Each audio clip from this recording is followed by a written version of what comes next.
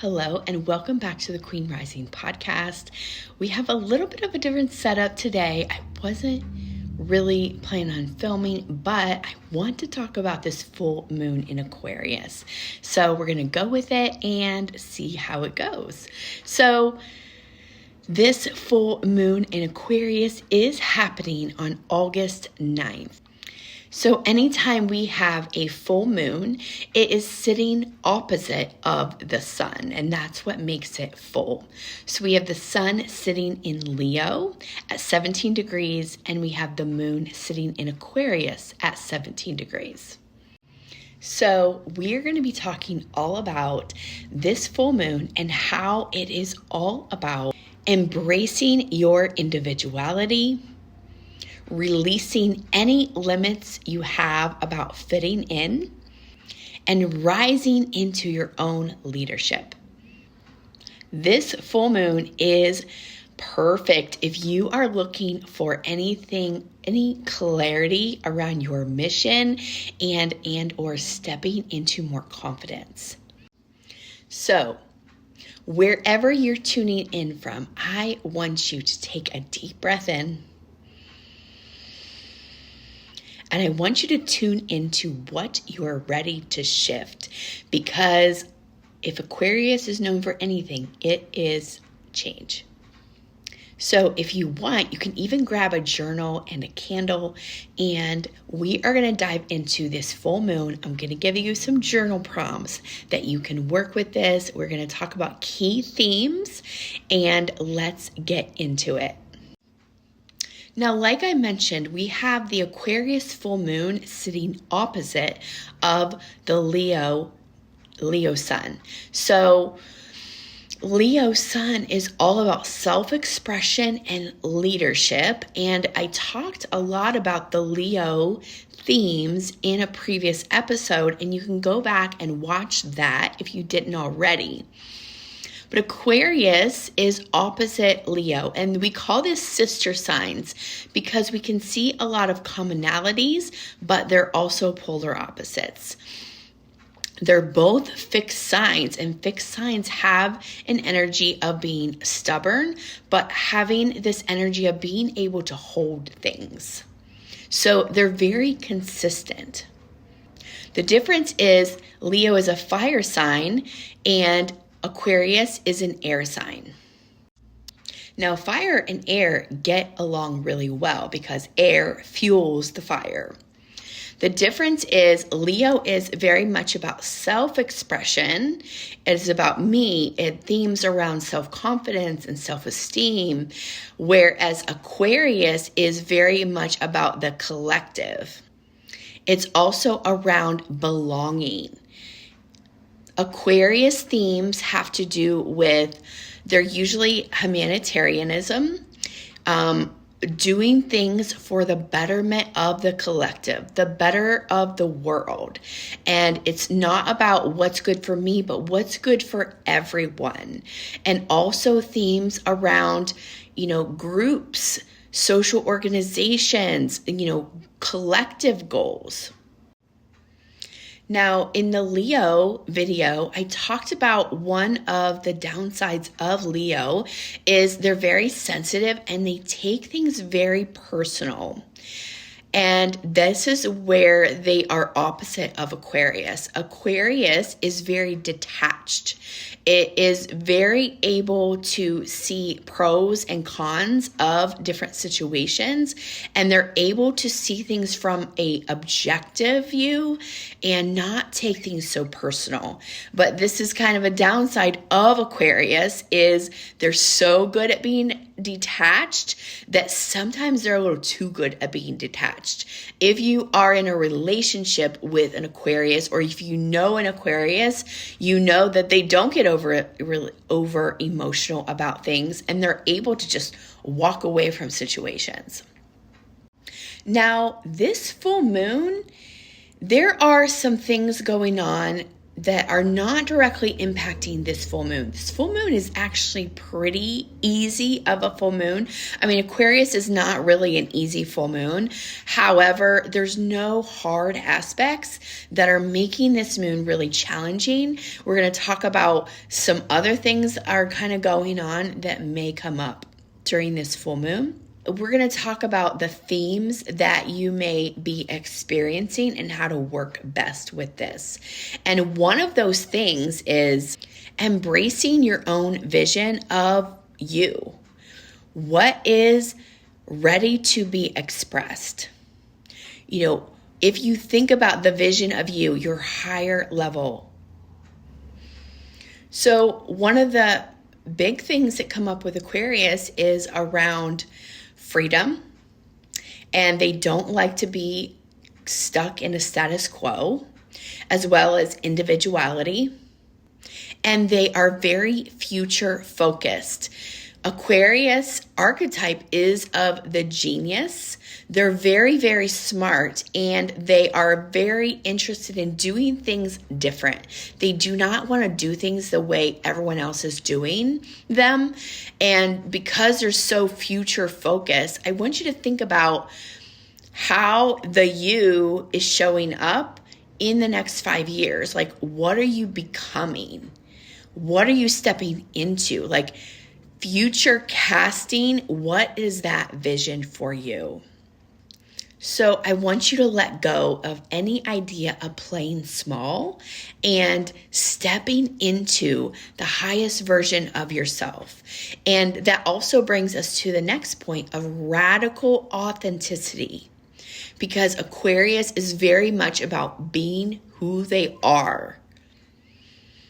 So you can release any fear you have around rejection.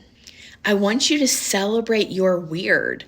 I want you to understand, be completely open to how you are different, and knowing that that helps you stand out and to be your individual self.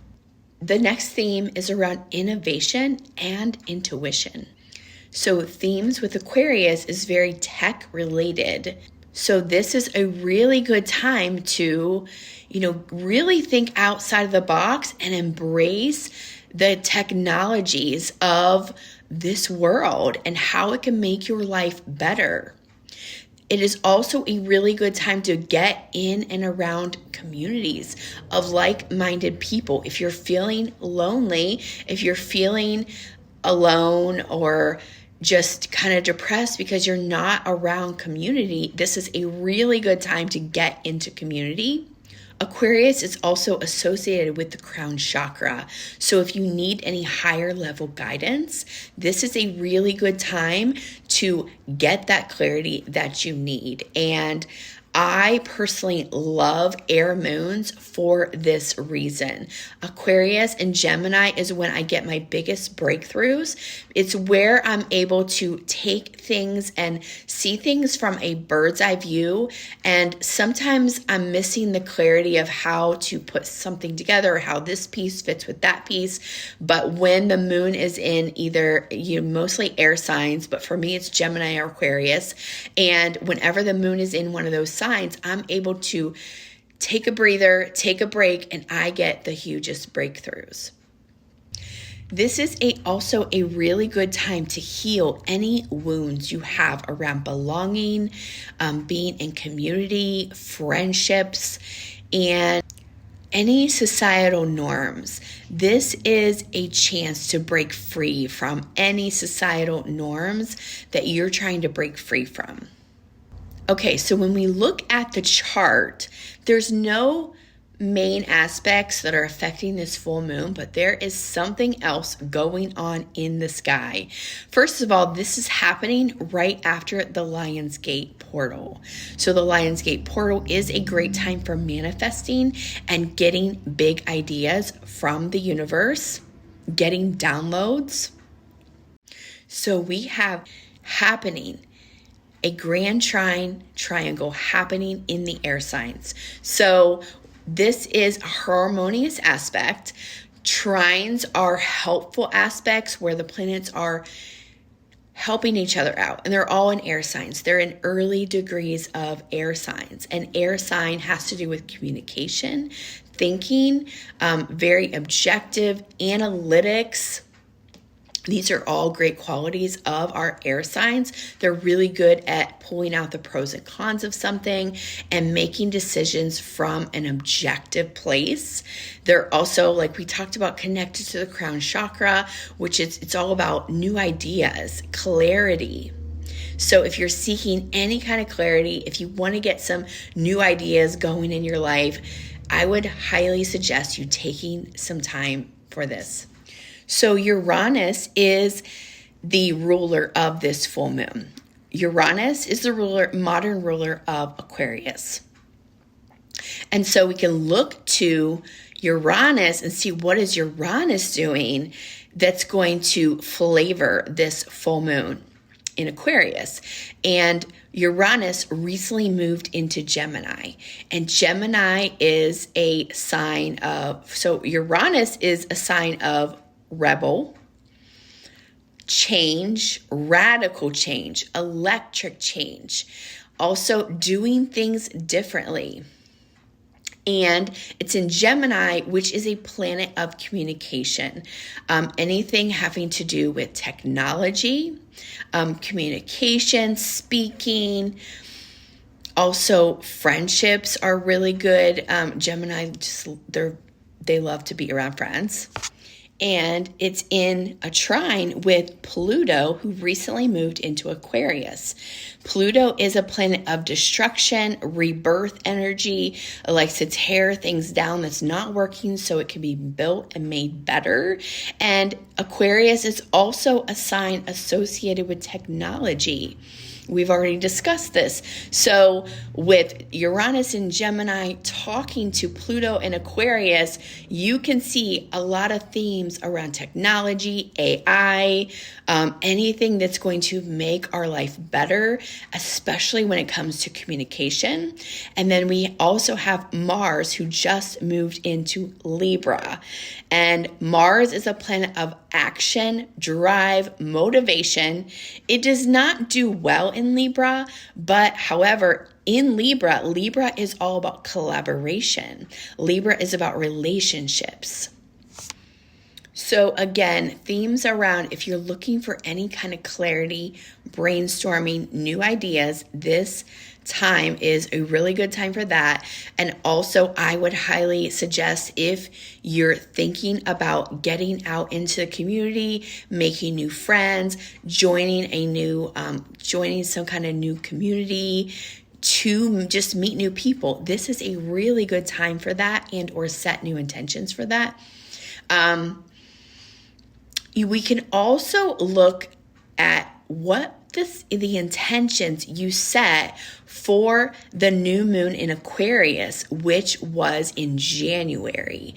So what goals or intentions did you set in January that now 6 months later, you're starting to see the fruition of those? So I'd love to know in the comments if you remember what were your intentions. Okay, so some journal prompts that you can use with this full moon. What parts of me have I hidden to fit in? Where am I being called to lead or go first? What outdated group beliefs or dynamics am I ready to release? What would the most aligned, confident version of me do next? So some rituals you can use on this full moon is doing some kind of meditation or sound bath, writing yourself a permission slip to fully be yourself. This is a really good time to update your vision board and put some futuristic goals on there. What feels most aligned right now?